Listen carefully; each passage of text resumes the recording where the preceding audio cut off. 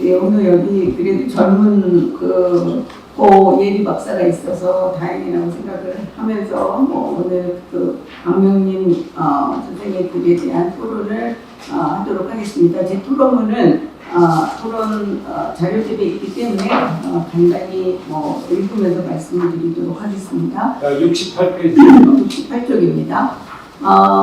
얼마 전에는 조봉원 선생님, 죽산 선생님과 관련해서 자유민주주의자였다라고 하는 또 강력한 주장을 제가 이 안에서 들은 적이 있습니다. 이제 오늘 박명림 교수는 또 저희들에게 또 다른 죽산 선생님과 관련돼서 새로운 연구 과제이면서 또 고민거리를 좀 주었는데요. 그것이 바로 공화주의에 대한 것이라고 생각합니다. 발표가 굉장히 길었지만 그 안에서 계속 공화주의에 대한 이 박명림 선생의 기존 본인의 생각과 또 본인이 대한민국을 바라보는 이런 어떤 관점과 해석 이런 것들이 많이 녹여져 있었던 것으로 보입니다. 대한민국 헌법 제1조 1항은 다 아시다시피 대한민국은 민주공화국입니다.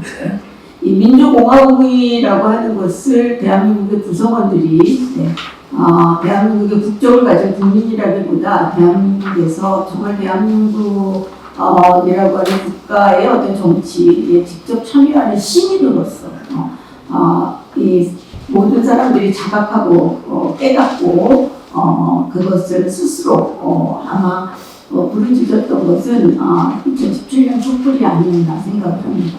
1948년 이후에서 2017년까지 저희들이 분명히 대한민국은 민주공화국이다 라고 하는 그 속에 살고 있었음에도 불구하고 민주주의에 대한 얘기를 굉장히 많이 해왔습니다. 그리고 저희들이 싸워왔던 많은 대부분 이승만 박정희 독재에 항거했던 그러면서 부르짖었던 구호들도 민주주의였습니다.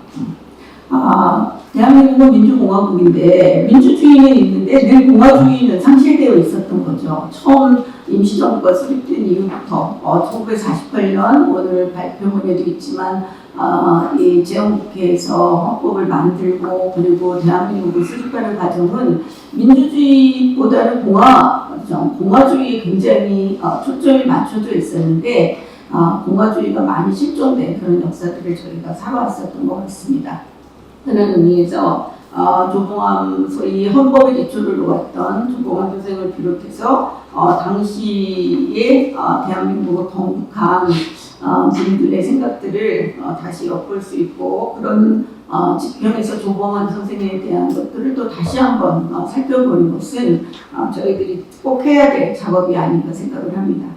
근데 두 번째 이제 좀 그럼에도 불구하고 저는 모든 여기 계신 선생님들께서 다 동감하고 동의하시지만 그럼에도 불구하고 어딘지 어딘가 저희들이 좀 찜찜한 것이 있습니다.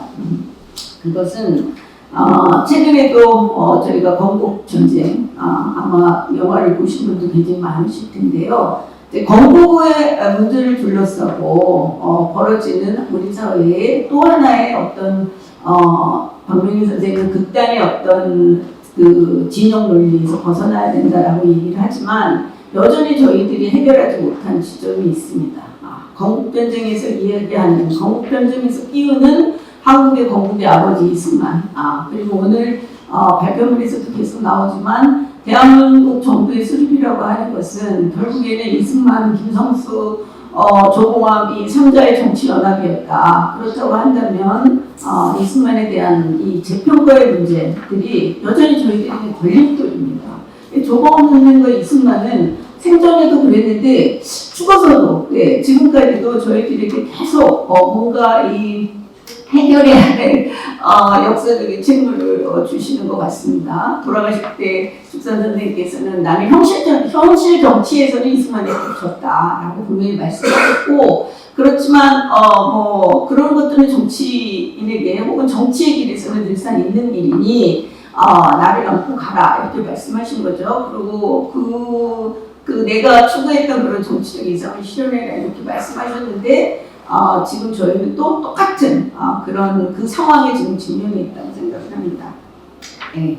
이 정도로 하고요. 오늘 굉장히 중요한 발제문의 내용은 시민적 공화주의인 것 같습니다. 그래서 저는 시민적 공화주의라고 하는 것이 지금 굉장히 필요하고, 시민적 공화주의라고 하는 것은 시민은 이 정말 참여하는 주체의 문제고요. 그러니까 정치라고 하는 것을 그냥 구조나 정치라고 하는 걸 주어진 것으로 생각하는 것이 아니라 의식적으로 자각한 구성원이라고 할 수 있겠죠. 그런 시민적 공화주의고, 그 시민적 공화주의에서 지금 논의되는 민주주의 문제, 평등경제 문제, 그리고 평화통일 문제는 예전에도 그랬지만 지금도 한국 사회에서 가장 중요한 문제다라고 이야기하고 있습니다. 그리고 따라서 그렇기 때문에 조봉암 선생이 시민적 공화주의 선구자 이렇게 평가하고 있습니다.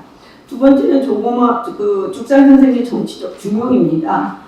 조봉암 선생은 언제나 용감한 중도를 이 굉장히 극단의 이념이 여전히 분단의 조건에서 지금 현재도 누르고 있는 이 한국 사회에서 용감한 중도를 지향했다. 그래서 현실과 이상을 조화시키려고 했다. 그래서 지금도 우리는 죽산 선생의 사상이 한국 정치의 현재도 의미 있는 그런 준거가 될 수 있다. 이렇게 얘기하고 있습니다. 69쪽입니다. 토지개혁과 경제개혁과 관련된 문제죠.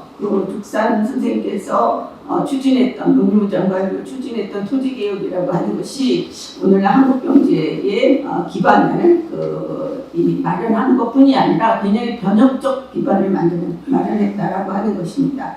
그리고 이거를 통해서 이제 역사적으로 재평가를 해본다면 죽산은 민족해방운동 때 걸었던 공산주의 길을 지향했고, 그 다음에 이제 사회민주주의자로 발전했고, 그 다음에는 민주주의와 평등의 원칙을 지키고 그것을 실현시키려고 했던 그런 정치적인, 현재와 미래의 정치적인 대안이 될 수 있는 그런 정치인이었다라고 하는 재평가와 관련된 문제입니다. 그래서 여기서 말하는 시민적 공화주의의 선구자라고 이야기할 수 있는 조봉암에 대한 평가는 그의 사상이나 노선 혹은 정책, 생애를 통해서 본다면 60쪽에 1, 2, 3, 4라고 제가 해놓던 부분을 보시면 오늘날 시민적 공화주의에서 말하는 이런 요소들을 다 갖추고 있었다고 할 수 있습니다. 네. 반복하지는 않겠습니다. 근데 이제 70쪽에 제가 좀 돌발적인 질문을 한다면, 그럼에도 불구하고 이에 대한 반박도 가능하지 않을까. 우리가 조봉암에 대한 것을 다시 이야기한다라고 하는 것은 그 정치적인 어떤 대안의 가능성뿐이 아니라 실패했잖아요. 네. 그렇지만 물론 저는 그것을 실패라고 생각하지는 않지만 실질적으로 사후에 4.19 혁명도 그렇고 또 민주당 정권의 분뇌도 그렇고, 그리고 민주당 정권에서 다시 한번 일어서 보려고 했었던 후진 세력들의 어떤 좌절도 그렇고, 이 모든 것들이 저는 조봉암과 같이 연결되어 있다고 생각을 합니다. 그래서 조봉암을 돌아볼 때 이 발표자에게 하는 질문이면서 또 제 자신에게 하는 질문은 조봉암이 정말 시민적 공화주의자였다고 말할 수 있는 것일까? 그래서 민족해방 시기에는 정치적 전략으로서 공산주의를 채택했고, 그리고 해방 후에는 시대적 상황에 대한 어떤 합리적인 선택으로서 사회민주주의를 지향했다라고 하더라도, 실제 정말 조봉암 선생이, 죽산 선생이 추구하려고 했던 헌법의 기초를 놓았던 그때의 이 국가의 형태, 정부의 형태, 그리고 이 참여라고 하는 주권자들에 대한 유권자라고 부르든 시민으로 부르든 국민이라고 부르든 아니면 본인이 불렀던 피해 대중이라고 부르든 그에 대한 생각은 어떤가라고 하는 것은 여전히 논란이 있겠다 싶습니다. 두 번째는 토지개혁의 성과입니다. 박문인 교수 또한 이 토지개혁이라고 하는 것이 조봉암의 중요한 성과 중에 하나지만, 그건 당시에 이승만을 비롯한 다른 정치 세력들의 협력이 없었으면 불가능했었던 일입니다. 네. 그렇기 때문에 그것이 조공함의 어떤 리더십이나 혁신적인 접근 이런 것만 가지고 성공했다고 평가할 수는 없다. 그 기여를 우리가 가산평가할 수는 없지만 이제 이승만에 대한 재평가 문제와 관련돼서 우리가 여전히 어떤 균형 잡힌 주장을 할 수 있어야 되겠다라고 하는 것입니다. 세 번째는 시민적 공화주의 혹은 민주공화주의에서 굉장히 중요하게 얘기하는 민주적 저항과 비지배의 자유입니다. 조봉환 선생님이 민주적 저항을 한 것, 또 비지배의 자유를 추구했던 것은 아마 이 지점에서 아마 어떤 선생님께서는 조봉환은 이제 진정한 자유주의자였다 이렇게 말씀하실 수도 있다고 생각을 하는데요. 조봉환 선생님은 제도와 민주적인 방법 속에서 저항을 했습니다. 그리고 실제로 조봉환 선생님의 죽음도 이 제도 속에서 법살된 것이었죠. 자, 그러면 당시 조봉암에 대한 우리의 평가 중에 또 굉장히 긍정적인 것은 현실주의자였고 참여주의자였다는 것이었습니다.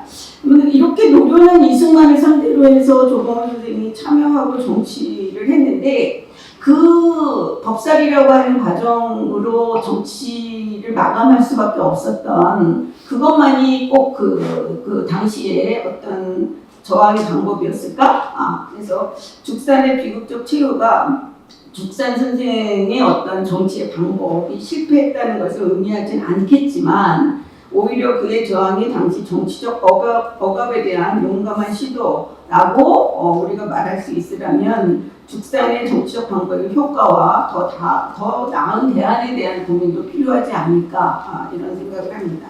마무리를 하면 정치적 현실과의 괴리인데요.